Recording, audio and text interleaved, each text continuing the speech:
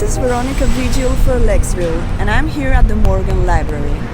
If you want to know how Charles Dickens was able to write a masterpiece just in 6 weeks and change Christmas forever, please keep on watching.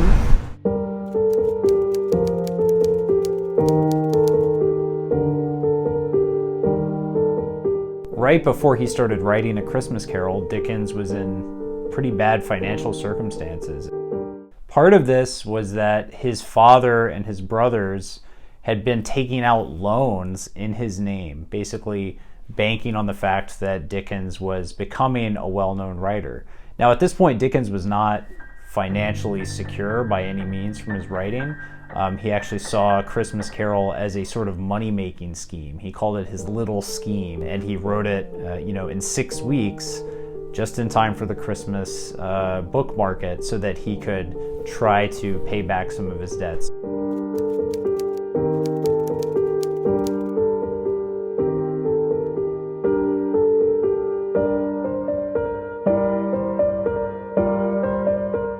You think about the darkness at this time of year.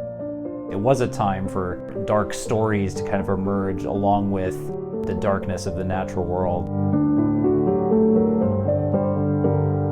Dickens, for instance, would often adapt Gothic elements and bring them into the urban landscape of modern London.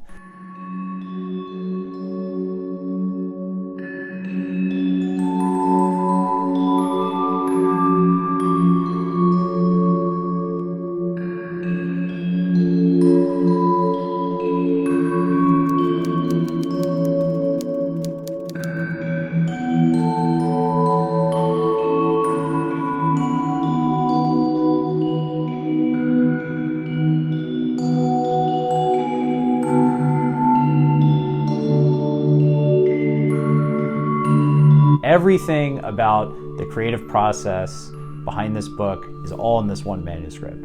It's almost like opening the door to Dickens's study and watching him write. Literally, we see deletions, insertions. We see Dickens inserting words and then deleting them. We see Dickens writing two synonymous words next to each other and deciding later which one he's going to use, ultimately crossing one out and leaving the other. We see iconic lines that did not just come out of Dickens's brain perfect, but instead had to be crafted and honed over time. So, bah humbug, the line is, bah, said Scrooge, humbug. Originally said, Merry Christmas, said Scrooge, humbug, right? Not the line we know today. Tiny Tim was at one point Tiny Fred. And that's what I love about this manuscript. We can see how the text was improved over time, and you can see Dickens's craft. And I think it's reassuring to any writers out there that these geniuses of British literature, they worked hard, and it was not easy work. Dickens said that he had to work, morning, day, and night on A Christmas Carol to finish it, for Christmas, so he could sell it in shops in the Christmas season.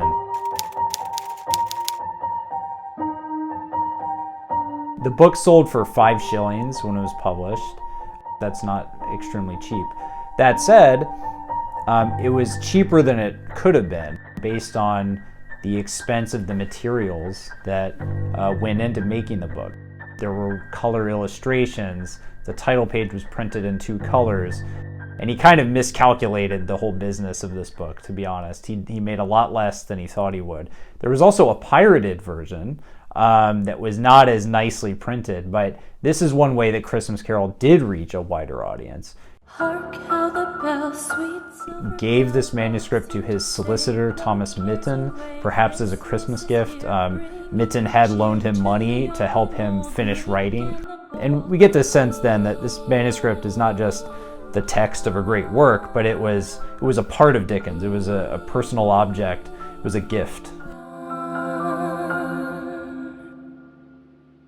Ding dong, ding dong, that is Being able to see through someone else's eyes and being placed in their shoes, I mean, that's exactly what the ghosts are doing when they take Scrooge around to to these different scenes from past, present, and future. Time and space really have like no meaning in this book. Christmas Carol does not have an overtly religious message. The values that I see, I mean, certainly empathy and accountability for those in power. The criticism of wealth inequality, I think.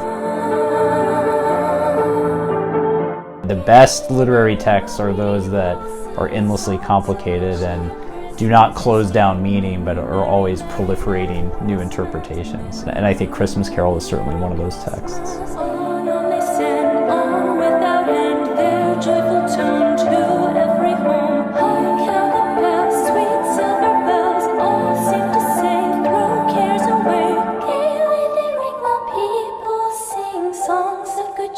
Christmas is here. Gaily they ring while people sing songs of good cheer. Christmas is here. Merry, merry